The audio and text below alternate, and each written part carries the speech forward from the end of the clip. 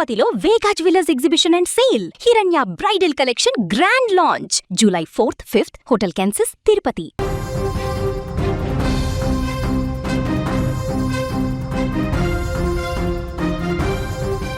మెదక్ జిల్లా చిన్నశంకరంపేట మండలం సురారం జంట హత్యలు కలకలం రేపుతున్నాయి. అయితే ఈ కేసులో విస్తుపోయే నిజాలు వెలుగులోకి వచ్చాయి. గతంలో ప్రాణ స్నేహితులైన శ్రీధర్, ప్రభు మధ్య ఉన్న చిన్నపాటి ఆర్థిక వివాదం ఆపై కుటుంబ గొడవలే ఈ దారుణ హత్యలకు దారితీసినట్లు తెలుస్తోంది. పోలీసుల ప్రాథమిక విచారణ ప్రకారం శ్రీధర్, ప్రభు గతంలో అత్యంత సన్నిహితంగా ఉండేవారు. ప్రభు బంధువుల నుంచి శ్రీధర్ ఒక ఆటోను ఈఎంఐ పద్ధతిలో తీసుకున్నాడు. అయితే 2 నెలల ఈఎంఐ బకాయిల విషయంలో వీరిద్దరి మధ్య గొడవ మొదలైంది. ఈ క్రమంలోనే గతంలో ప్రభు శ్రీధర్పై హత్య యత్నానికి కూడా పాల్పడగా అప్పట్లో పోలీస్ స్టేషన్లో కేసు నమోదైంది. ఈ గొడవ ఇలా ఉండగానే శ్రీధర్కు వరుసకు చెల్లెలు అయ్యే అమ్మాయిని ప్రభు రెండో పెళ్లి చేసుకున్నాడు. ఈ వివాహంతో ఇద్దరి మధ్య మనస్పర్ధలు, పగ మరింత తీవ్ర రూపం దాల్చినట్లు తెలుస్తోంది.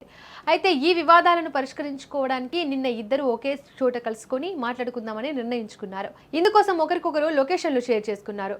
ఈ క్రమంలో చేగుంట మండలం అనంతసాగర్ వద్దకు శ్రీధర్ బైక్ పై రాగానే అప్పటికే పథకం ప్రకారం అక్కడ వేచి ఉన్న ప్రభు, అతని స్నేహితులు ఆటోతో శ్రీధర్ బైక్ ను బలంగా ఢీకొట్టారు. అనంతరం శ్రీధర్ ను దారుణంగా హతమార్చి అక్కడి నుంచి పరారయ్యారు. కన్న కొడుకు శ్రీధర్ హత్యకు గురయ్యాడనే విషయం తెలవడంతో ఆయన కుటుంబ సభ్యులు, బంధువులు ప్రతీకారంతో రగిలిపోయారు. ప్రభుపై కక్షతో అర్ధరాత్రి వేళ అతని తండ్రి యాదగిరిని టార్గెట్ చేసి దారుణంగా హత్య చేశారు. ఎవరికి అనుమానం రాకుండా ఉండేందుకు యాదగిరి మృతదేహాన్ని ముసాయిపేట మండలం కొప్పులపల్లి గ్రామ శివార్లోని హల్దీవాగులో పడేశారు. సమాచారం అందుకున్న పోలీసులు ఘటనా స్థలానికి చేరుకుని దర్యాప్తు చేస్తున్నారు.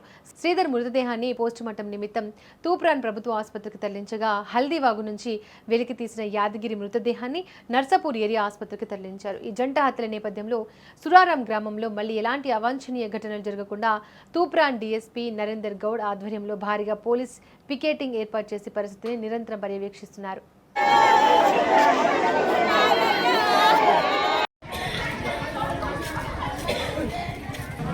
ఈ రేట్లు ఇంకా రేట్లు